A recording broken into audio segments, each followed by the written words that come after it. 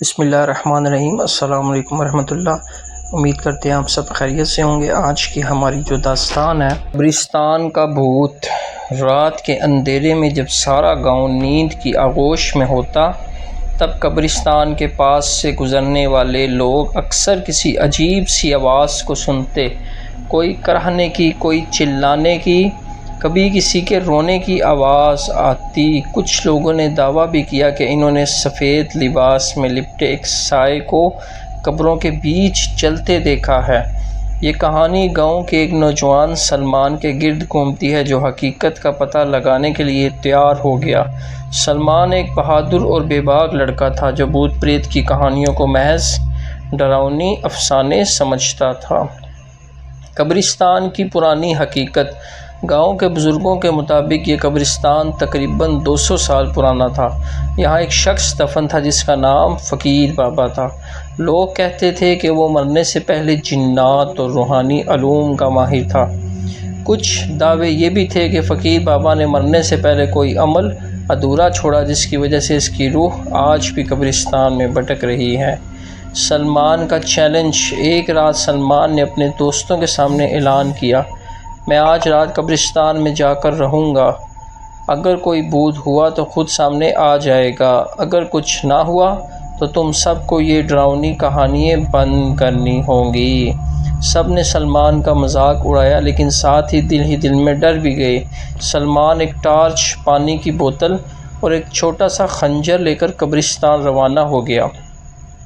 رات کے ٹھیک 12 بجے سلمان قبرستان کے گیٹ پر پہنچا۔ ہوا میں عجیب سی سنسناہٹ تھی، درختوں کی ٹہنیاں ایک دوسرے سے ٹکرا کر کوئی پرانا راگ چھیڑ رہی تھی۔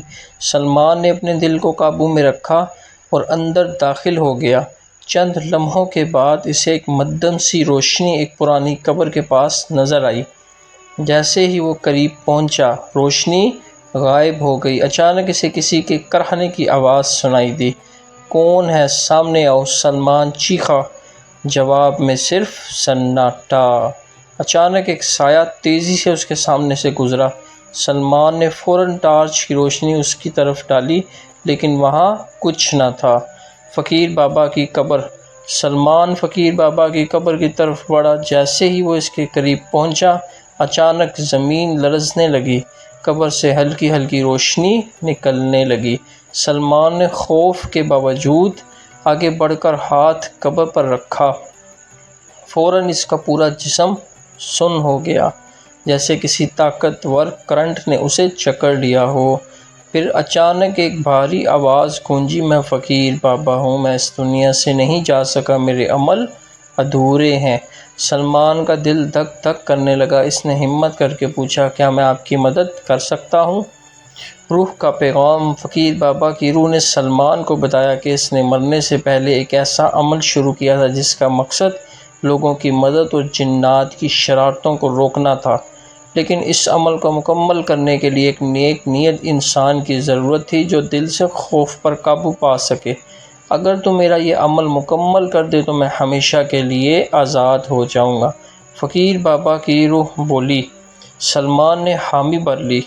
عمل کی رات۔ سلمان کو بتایا گیا کہ اسے اگلی چاندنی رات قبرستان میں دوبارہ آ کر مخصوص آیات کا ورد کرنا ہوگا۔ اگلی رات سلمان مکمل تیاری کے ساتھ واپس آیا۔ اس نے وضو کیا، نیت باندھی اور تلاوت شروع کی۔ جیسے جیسے وہ پڑھتا گیا، قبرستان میں چیخ و پکار گونجنے لگی، سائیں، آوازیں اور گہری ہوائیں ہر طرف پھیل گئی، مگر سلمان ڈٹا رہا۔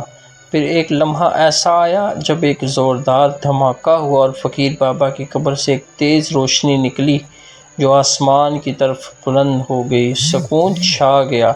قبرستان کی خاموشی۔ اس کے بعد قبرستان سے وہ پراسرار آوازیں آنی بند ہو گئی۔ لوگوں نے سایہ دیکھنے کی شکایت بھی بند کر دی۔ گاؤں والوں نے سلمان کو ہیرو مانا، لیکن سلمان جانتا تھا کہ یہ سب اس کی بہادری نہیں بلکہ اللہ کے کلام کی برکت سے ہوا ہے۔ وہ اکثر قبرستان کے پاس سے گزرتا اور دعا کرتا، اللہ سب کی روحوں کو سکون دے اور ہمیں نیکی کی راہ پر رکھے، آمین۔ یہ کہانی ہمیں سکھاتی ہے کہ خوف پر قابو، نیکی کی نیت اور اللہ پر بھروسہ انسان کو وہ کام کرنے کی ہمت دیتا ہے جو دوسروں کے لیے ناممکن ہوتا ہے۔